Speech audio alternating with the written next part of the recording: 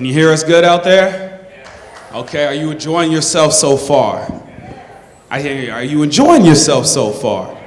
Okay, awesome. I need some energy. We're gonna, we only have 30 minutes with you all, but we're gonna make it as high energy, as fun as possible. So before we get started, I have to let y'all know I was in your exact same seats 6 years ago at Columbia University School of Law. And I saw people up here in law school, the professors and all of that, and just know that it's possible. And if you don't take anything, I'm a living testament. If you are here, you put in the drive, you put in the hard work, you're gonna accomplish all things. But even though you do put in hard work, there are some challenges and some bumps in the road along the way. And this lovely book right here, Black Men in Law School, Unmatched or Mismatched, written by none other than our lovely man of the hour here. So what I want to talk about real quick, is what do you see as the biggest obstacle facing black students, in particular black male students, when it comes to entering the legal profession? Okay, so I'm gonna get to answering the question, but first of all, I want to ask, how many of y'all have had a chance to meet Evangeline over the course of the day? I see a few hands. So y'all need to put your hands together for Evangeline, because this is a monster event. And I have been supporting Evangeline for years, as long as I can remember, because this right here, what y'all are at, this is what the first step is in this whole process, right? This idea of support and understanding how to do the game starts right here. So if you see Evangeline, I only saw a few hands. If you see Evangeline, just tell her thank you. Because this is a work. Like, she's going to work for y'all. She is expending her own life energy so that she can give you all a better start than she had, than I had, than you had. Like, so seriously, take the moment to thank her for all the energy she's putting into this. And to answer your question about the biggest obstacles, this is the answer to the obstacles. For most historically privileged communities, and my book is really grounded in this idea of historically marginalized communities versus historically privileged communities, they've had this for years. They called it daddy, granddaddy, the uncle, all those things that gave them the foundation to succeed in law school, they had before we ever knew about it. So we're just getting there now. And if we can create the platforms like your group, where, and I'm gonna make him talk about his group, Brothers-in-Law, in just a minute, right? Because this book is the concept. What do schools need to do? What do institutions need to do to support y'all so that law school is a success? His is putting it in practice. Brothers-in-Law is putting it in practice. He's doing this all the way down to the elementary school level. So I'm gonna make you talk about it for a second so they know what you're doing, but that's the hurdle that we have to get over so that we get the same type of benefits as daddy, mommy, granddaddy, great uncle. That history that gives them the up, you're starting to provide the answer to it. And I'll talk a little bit about brothers-in-law in a little bit, but you spoke a lot about what I'm hearing, generations, and hearing about building not only generational wealth, but building up generational wealth through knowledge and through acquiring education. So my question for you is, for the students that are out here who may be on the fence on whether or not this legal education is truly meant for them, what would you say to them? It depends, right? That's the answer for every lawyer. It That's depends. what they all love saying, it depends. First thing you're gonna learn in law school, it depends. And I'm a big believer that the law degree is the most versatile degree that exists in this entire world, because you're gonna find JDs who are running financial corporations, right? You're gonna find JDs who are CEOs. You're gonna find JDs who are in law firms. You're gonna find JDs that are general counsel. You're gonna find like there's an infinite number of opportunities that come with a JD. Whereas you're never gonna find an MBA running a law firm. It's a great degree, but it's targeted for one particular area. So I'm a big fan of the JD. If you all are thinking about it, do it, no question. But it isn't for everybody.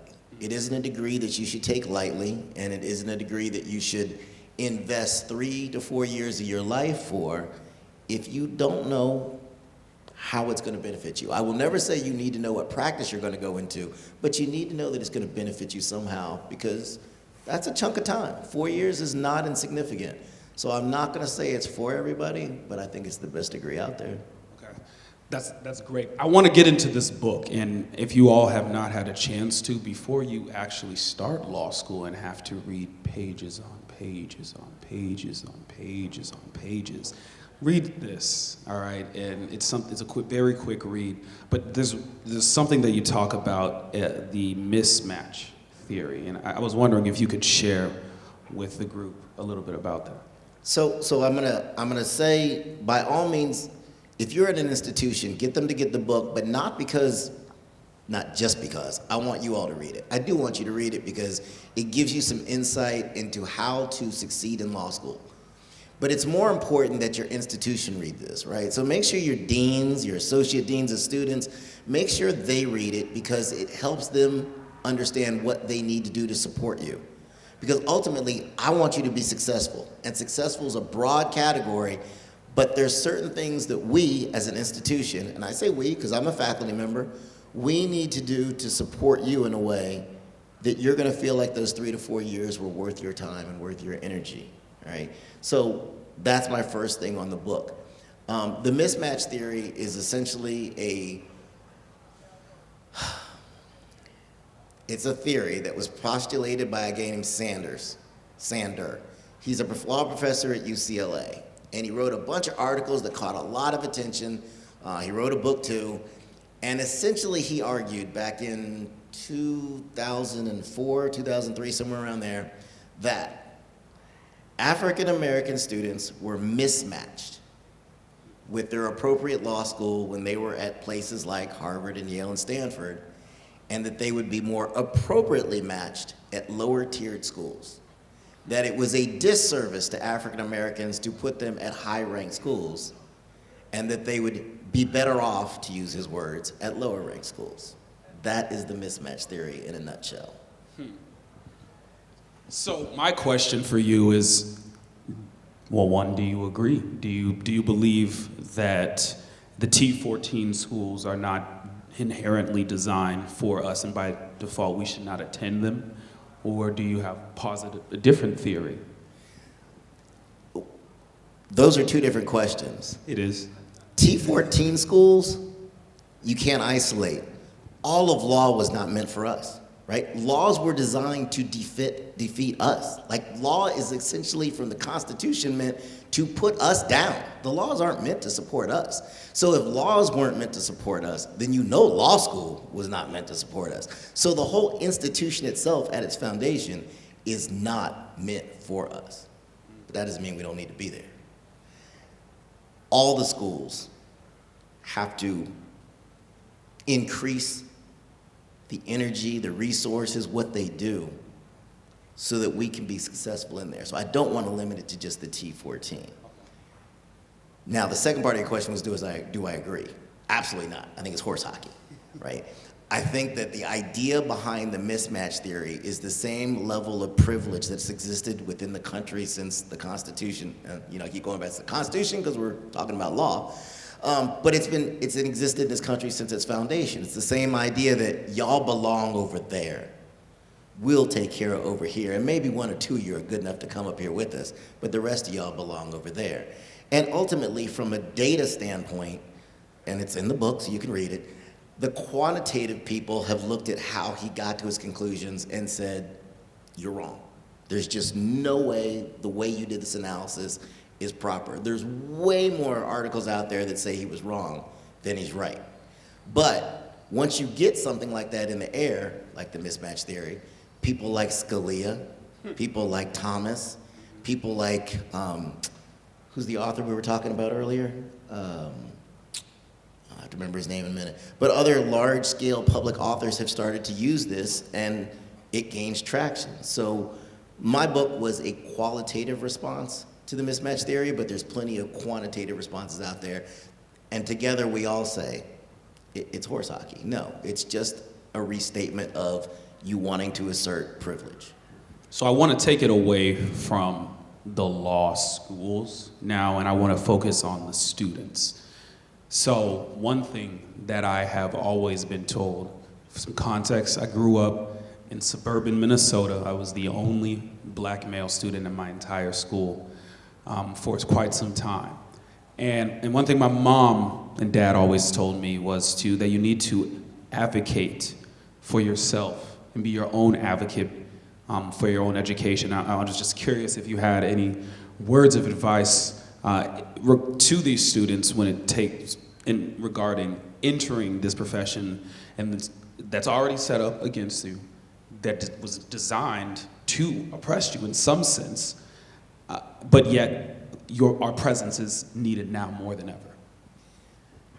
You know, the one thing I always remind students of from the very beginning is you're already at the 1%, right? The fact that you are even about to enter law school means you are at that 1 percentile. There's so few folks that reach this place that you have to remember the level of achievement you've already achieved. So don't, and it's hard. It's hard to come into law school with the attitude of, I belong here. When you look at all the faces in the rest of the student body, when you look at the faces and all the paintings on the walls, when you look at all the professors and how they look, it's hard to be strong about, I belong here.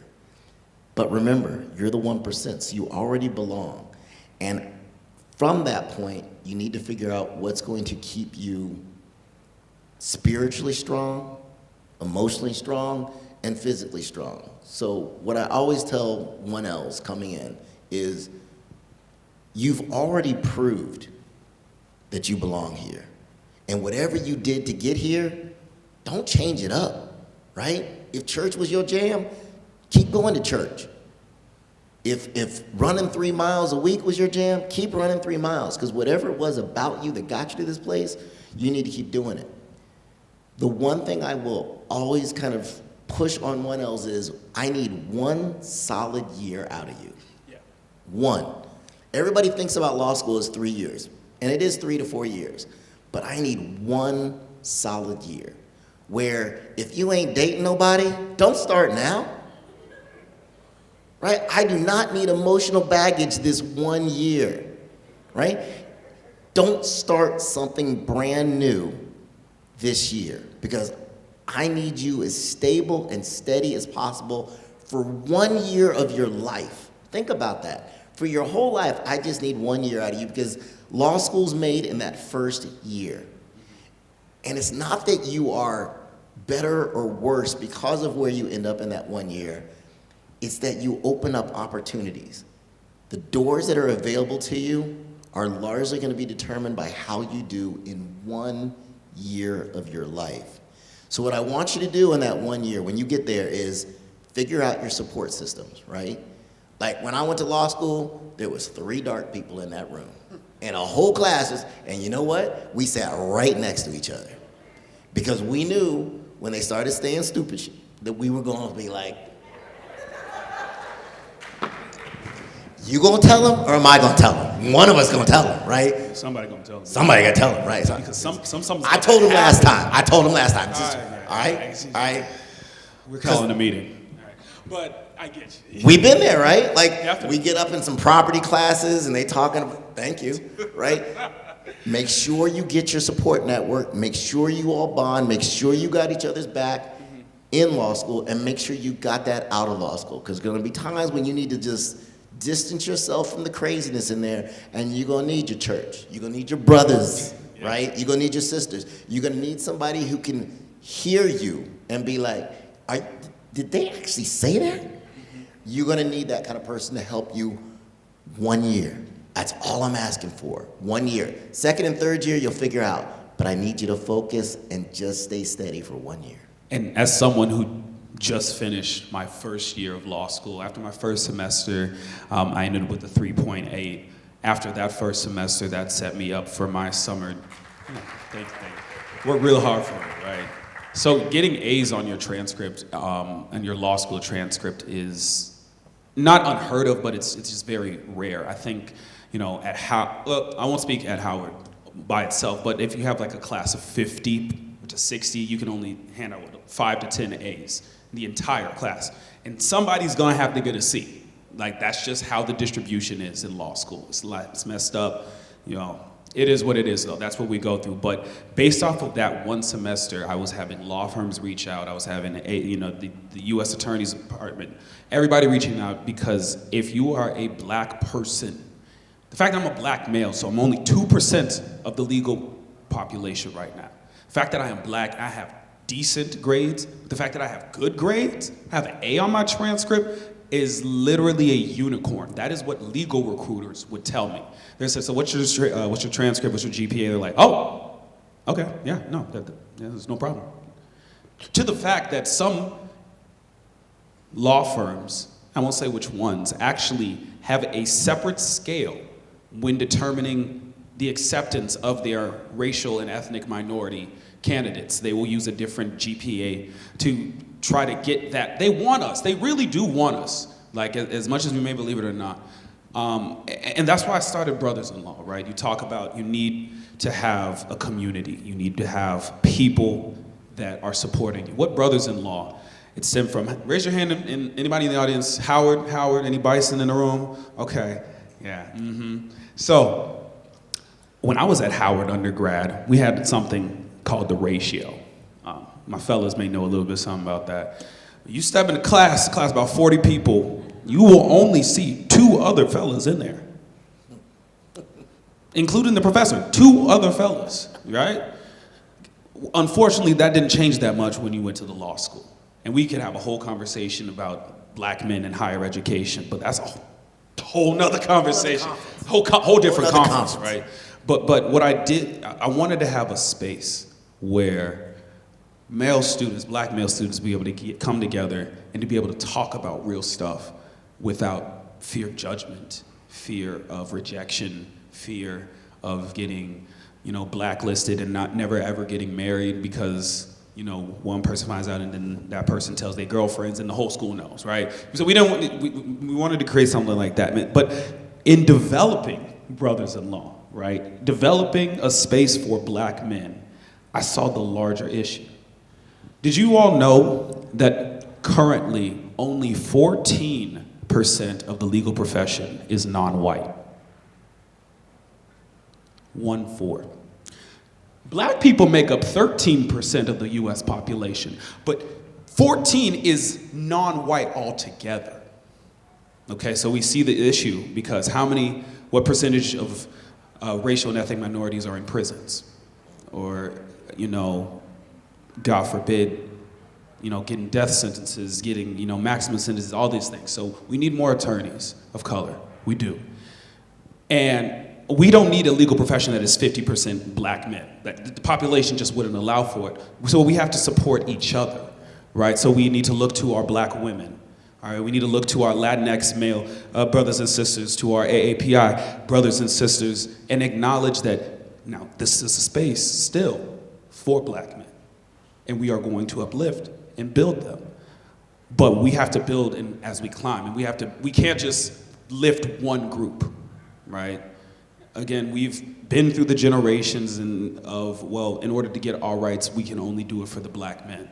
And that women, y'all gotta take a turn, you gotta sit on the sideline and wait. We're saying, me as the executive chairman of this organization, we are brothers-in-law, and brothers does not necessarily denote men. We said brothers-in-law, right? But I do have a question for you. As a law professor, right, we talk about the need for attorneys, but we also need legal professors and scholars. And I was wondering if you could share a little bit about your experience in the academia as a black man and some of the challenges that you face in that world, and maybe why we need more people in that academic space. It's the same thing that you see whether it's law firms or law school, right? I like to think that when you walk into law school and you see people that look like you you start to feel like, okay, maybe this place is for me. Maybe I can do it. I'm going to answer the question. We're about at 20 minutes. We have about 10 minutes left. So I want to make sure we give a space for y'all to ask questions. So as I answer this, if you got a question, raise your hand, because we want to make sure in these last 10 minutes we incorporate your thoughts, your ideas, your questions, your concerns. But the reason I became a law prof was I first started on just the administrative side. I was staff. And I quickly realized that law schools do the law side really well. They know law. That's all they are, is experts in law. But what I was observing was they didn't do the school side very well. They didn't educate. They just stood there and pontificated and assumed that you would drink up all the water and become brilliant because you were just in their presence. So after becoming an administrator, I went and got my PhD in education because I wanted to think about how to teach these folks, how to make the school part much more like school, an educational environment. And that's really the process for me and how I teach. It really isn't about standing up there lecturing, but it's much more about how to engage my students in dialogues and discussions and critical analysis and arguments and discourse, all the things that I would not only like to see in law school, but I'd like to see in society, right? Civil discourse. We don't have to agree, but we need to be able to dialogue in a way where we're making advancement as a community, as a society, and as a black male, I think I have a perspective that needs to be added to that overall dialogue. The book's called Black Males because, I don't know how many of you have ever heard this, most research is me search. Yep. There's a whole saying about that across all levels of research. It's me search. It's what you know coming in that makes you connected enough to something that you're gonna dive into it to write a book. Well, this was my experience. And that's the research and data I wanted to gather, but it's applicable to everybody. Like you said, black women, black community, Latinx, Asian, it's about historically marginalized communities and their attempts to access a historically privileged institution. That's really what the book's all about. So to the extent that as an African-American male law professor, I can help us access an institution that was never meant for us, then it's a life worth well lived. Ditto. So let's open it up for some questions here. I see a man right here.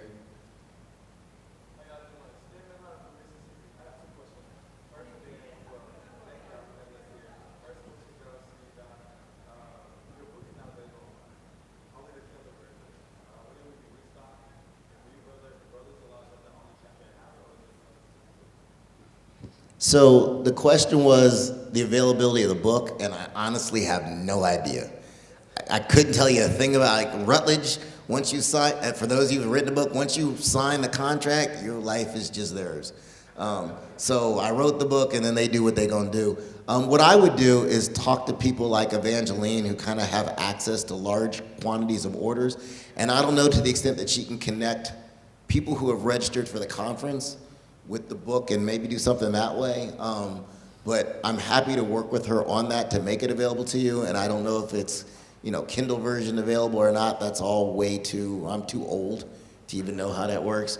But working with her, maybe we can make something like a large scale purchase available for everybody that registered for the conference, because I'd like to see it help you make the process a lot easier. To answer your question about brothers-in-law, well, that's the reason that I'm actually here, y'all.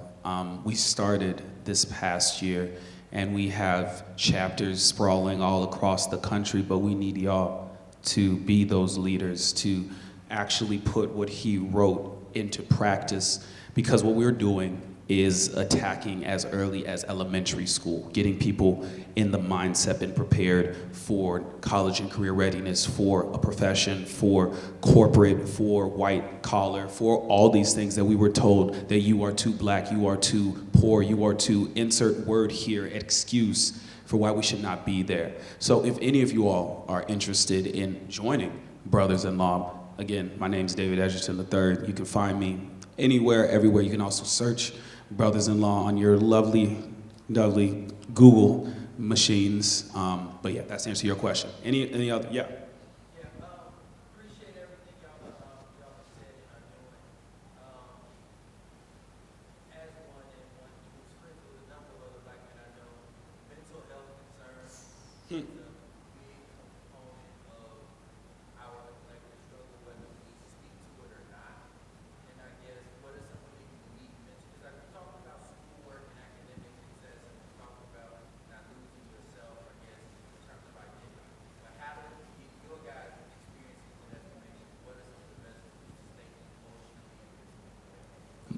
So my lovely wife, and this is coming from a woman, but a black woman who is getting her doctorate in clinical psychology, focusing on youth and emerging adults, and currently a college therapist at Howard University. So let me qualify that.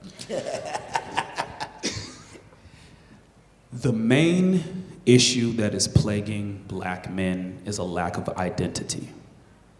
We seek our internal identity from the media, from rap music, from LeBron, athletes. We seek it in these role models. And again, some people are very, very good and do a real good job at being a role model, but we place our whole identity in physical attributes that society has told us is aligned with being a man. To be a man is to be a provider. But then what do you define a provider as? Is a provider someone who's, works 20 hours a day and it never has time to spend with their significant other and children? Because there is other forms of provision that are not just financial. I think, we can really get caught up in, again, for context, I'm a husband, I'm a father. I just picked up my daughter because she was sick across the street from here, right? So I get it. We place all this pressure on ourselves to fit the title of man without truly allowing men to be defined by yourself. And I know that sounds a little convoluted, but when you look into the mirror, what makes you a man is not how you look. What makes you a man is not how you sound. I heard Michael Jackson, he has the highest voice ever. All right, Prince be shrieking, right? But that doesn't make them any less of a man. It doesn't make you the profession that you wear, the clothes that you wear, what makes you a man is internal, right? And I think if we learn to love ourselves for who we are and not what the world wants us to be, and truly walk and embrace in that, I think that will change a lot of things, but that's a long answer, identity. So I think they want us to wrap it up, but I want to just add to your answer. There's an old, story, whatever, where they talk about you put the golf balls in the jar first, right? And then you put the pebbles in the jar, is it still full? Then you put some sand in the jar, is it still full? And hopefully you put water in the jar. And it's never full till you start, putting it. But if you put all the sand in first, you can't put any of the big golf balls and other things in. You got to prioritize, right? Mental health is about prioritizing. This is just one facet of your life. Do not make it the thing that you live and die by. If you don't get in the top 10, and guess how many's in the top 10? 10. If you're not in the top 10, it's not the end of the world. You'll still be able to go and do things. You need to prioritize the things that are important to you, whether it's your daughter, whether it's your family, whether it's your church. Don't change the things that have made you, you.